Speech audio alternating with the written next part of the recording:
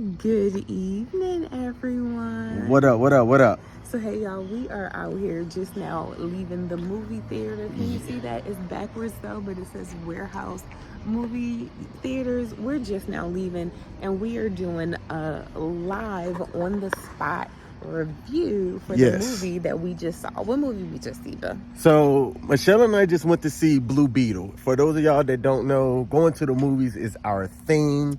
It's our jam. There's been one or two that we've seen separately from each other since we've really gotten to know each other. Literally. And look, there's going to be some that she's going to want to see that I'm not interested in, and vice versa. But Blue Beetle, man. Okay.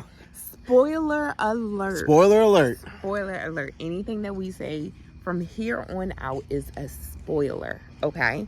All right? Spoiler. So, on a short non-spoiler, okay, how are we telling people that don't want to stick around for the spoiler? For those who don't want to stick around, we are rating it. King, what rating are you giving it? It's a 5. Okay. It's a 5. I'm a little bit more generous. I'm going 5.5. Okay. Okay. So that's the rating that we're giving. So if you want to continue on and figure out why we gave it that, then keep on listening. All right. Okay? Okay? So let's do a count of one potato, 2 potato, 3 potato, 4 potato. I didn't know what we was counting for. What were we counting for? We're just giving them a chance to log off if they don't want to hear the spoiler. You gotta open the door. Yeah. Hold on. I think I already hit the button. No, I did not. No, I did not. All right. So I'm gonna walk over to King's side of the car because like we're doing this live and as we go. So can you hear? So here's reason number 1 why we are giving it the rating of 5 for King and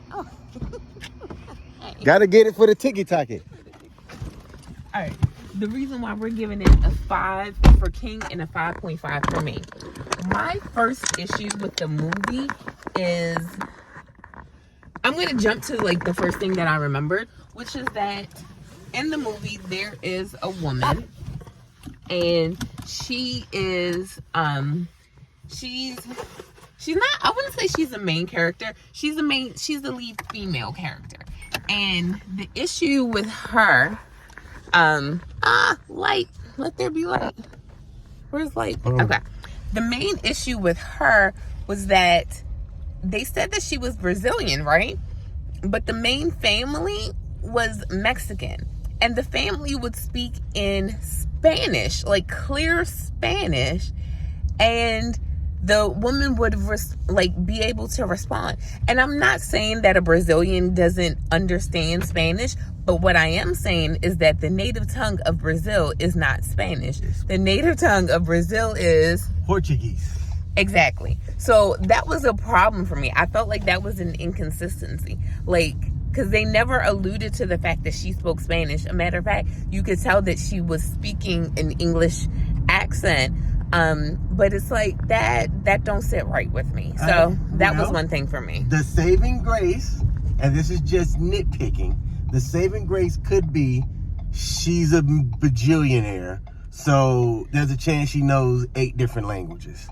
Well, allude to that because you make it seem like if I didn't know any better, I would think if I were completely ignorant, I would think that that the native tongue of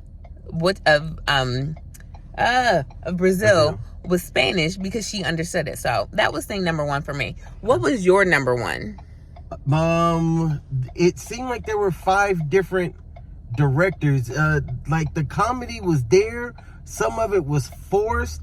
There's a difference in like Shazam, right? Where Shazam to me had that good action, good comedy. This it seemed forced. And you even texted me that. But before I even read your text, that was my first headache about the movie. It seemed like it was forced comedy. And it just wasn't natural. So I 100% agree with that.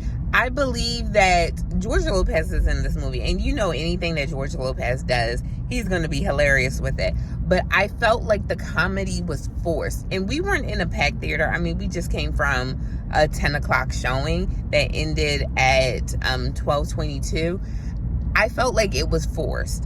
because it doesn't matter who's there.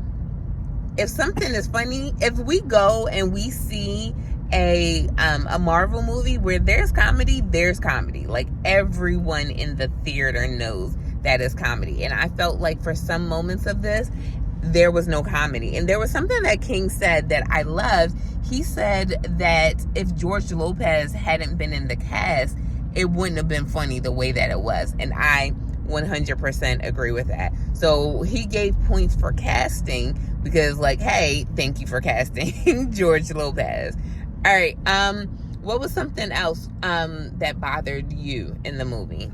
Ooh, something else that bothered me in the movie. It just.